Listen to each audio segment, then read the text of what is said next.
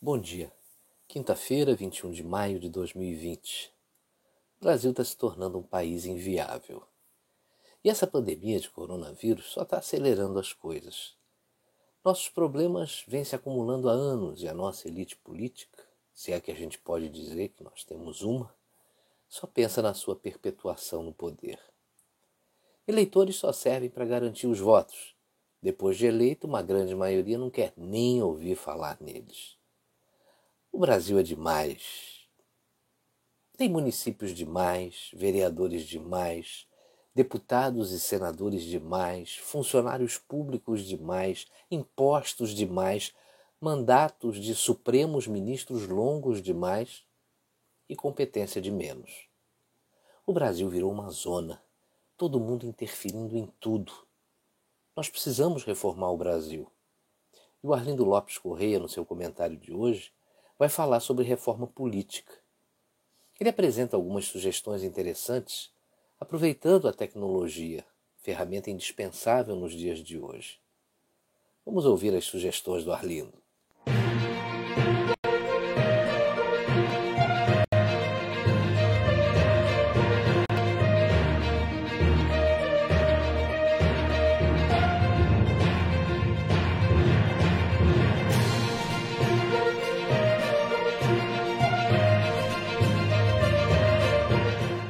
Conforme meu comentário de ontem, há muitas ideias reformistas frequentes para a nossa desacreditada política. Essas propostas, porém, não teriam a importância e a profundidade necessárias.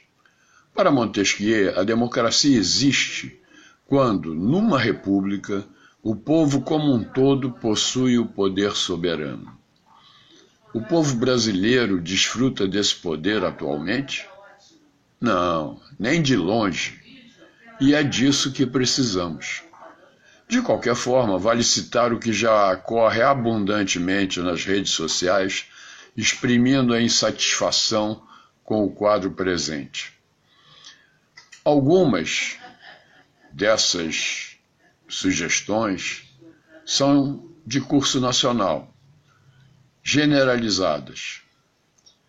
Sabe-se, por exemplo, que há um número exagerado de partidos e queremos que sejam reduzidos por cláusulas de barreira que o corporativismo dos congressistas impede. A barreira é o corporativismo. Todos achamos que nosso país gasta demais com senadores, deputados e vereadores que existem em número excessivo. Diminuir o contingente de legisladores em todos os níveis, assim como reduzir seus séquitos intermináveis aos milhares de assessores que ganham fortunas, é quase uma unanimidade no Brasil. Seu peso orçamentário só é compatível com países milionários ou perdulários. É claro que a multidão de 60 mil vereadores de nossos 5.570 municípios, estes também em número absurdamente elevado, não concordam com essa ideia. Deputados e senadores, da mesma forma. Daí resulta que essa mudança dificilmente ocorrerá. Há quem pleiteie, por outro lado, que deveria existir um modo mais simples e menos burocrático de deseleger representantes do povo que cometam crimes provados e comprovados ou que traiam seus eleitores ao renegar suas promessas eleitorais. Há exemplos a granel. Um é atualíssimo. Em meio à pandemia, comprar respiradores que nunca chegam aos tais hospitais de campanha cujo início de funcionamento também não cumpre os prazos, ambos custando preços astronômicos, configura crime hediondo, que exige punição imediata. Mas a cassação de políticos por seus pares, alguns dos quais às vezes são em verdade cúmplices, não funciona. E quando se recorre ao judiciário, aí então a complicação aumenta e os prazos se dilatam. Uma alternativa mais rápida, resultante diretamente de maciça decisão popular, deveria ser estudada. Todas essas propostas têm cabimento e mitigariam o caos político em que estamos mergulhados. No meu entender, porém, relevante seria a implantação do que denomino de governo participativo, por meio do qual o poder não apenas emanaria do povo, mas seria efetivamente exercido pelo povo.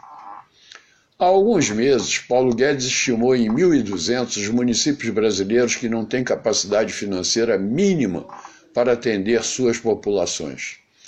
A reforma a que me refiro começaria por alguns desses municípios, em bases experimentais, e seria possibilitada pela utilização da tecnologia, propiciando uma ligação direta entre a população e executivos eleitos pelo povo, qualificados, os quais executariam os projetos e atividades que o povo escolheria.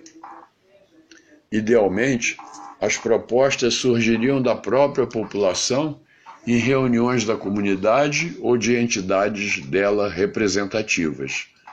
Mas, é claro, os executivos eleitos também poderiam submetê-las à apreciação popular. Mas esta seria soberana. Eliminar os vereadores e substituí-los pela manifestação popular usando os recursos da tecnologia é totalmente viável. Instrumentalizados por centenas de milhões de smartphones do próprio povo e totens instalados em locais públicos adequados, como escolas, agências bancárias e postos de saúde.